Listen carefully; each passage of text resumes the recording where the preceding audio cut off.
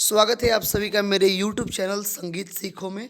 आपने एक पवन सिंह का गाना सुना होगा, आँखिया से निरखिर का जरा बिंदिया करे शोर हो, गहलिया के चुमे कन बलिया तो धड़केला छतिया मोर हो।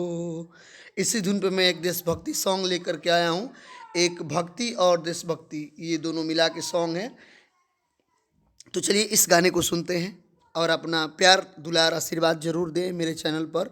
वीडियो को लाइक करें, चैनल को पहली बार देख रहे हैं तो सब्सक्राइब करें, बेल आइकन को दबा लें ताकि जो भी मैं वीडियो अपलोड करूं आपको मेरा चैनल का notification video time to time मिलता रहे। तो चलिए इस देशभक्ति को सॉन्ग को शुरू करते हैं। भारत माता की जय। आँखियाँ से सभकए मैया और गिरता वेलोर हो, आँखिया से सभकए मैया गिरता वेलोर हो, रही सहैया मैया सीमा पबाणे पिया मोर हो, रही सहैया मैया सीमा पबाणे पिया मोर हो। अरे आँखिया से निरखिर का जरा, यही धुन पे है ये गाना। ठीक है, मुखड़ा हो गया। चलिए यहाँ पे अंतरा सुनते हैं। देशवा के दिल हटे माई कश्मीर हो, आई पाकिस्तानी खिंचल चाहता लकीर हो। देशवा के दिल हटे माई कश्मीर हो, आई पाकिस्तानी खिंचल चाहता लकीर हो।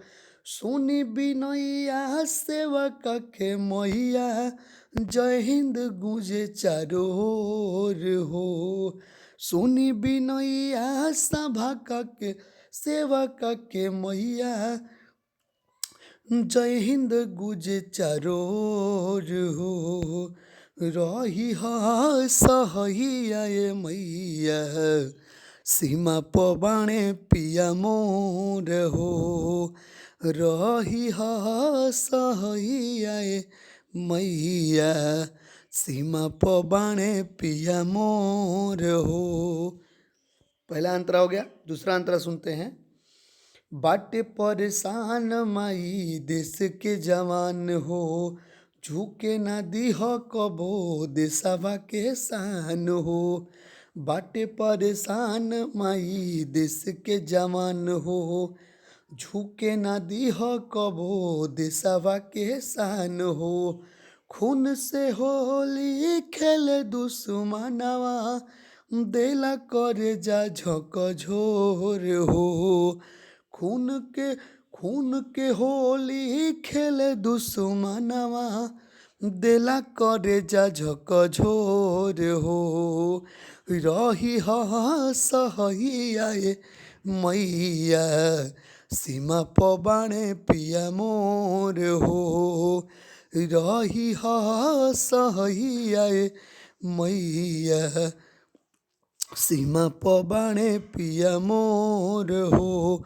देशभक्ति सॉन्ग है, 26 जनवरी स्पेशल। आप 26 जनवरी को कहीं भी स्कूल कोचिंग पढ़ने वाले लड़के हों तो आप इस गाने को गाएं, या फिर आप सिंगर हैं तो आप स्टूडियो में भी गाएं, अपना ट्रैक पे गाएं, या फिर स्टेज पर अगर आपका कहीं पे प्रोग्राम होता है तो आप वहाँ पे भी गा सकते हैं। चलिए तीसरा अंतरा सुनते हैं।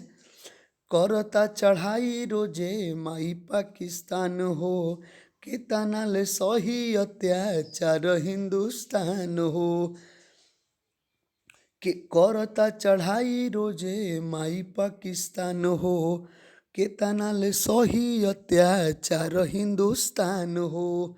लव जितेंद्र आइले दुआरी कहेले हाथवा जोर हो, अरे सोनू जितेंद्र आइले दुआरी कहेले हाथवा जोर हो, रही सहैया मैया सीमा पबाणे पिया मोर हो, रही सहैया मैया सीमा प बाणे पिया मोर हो।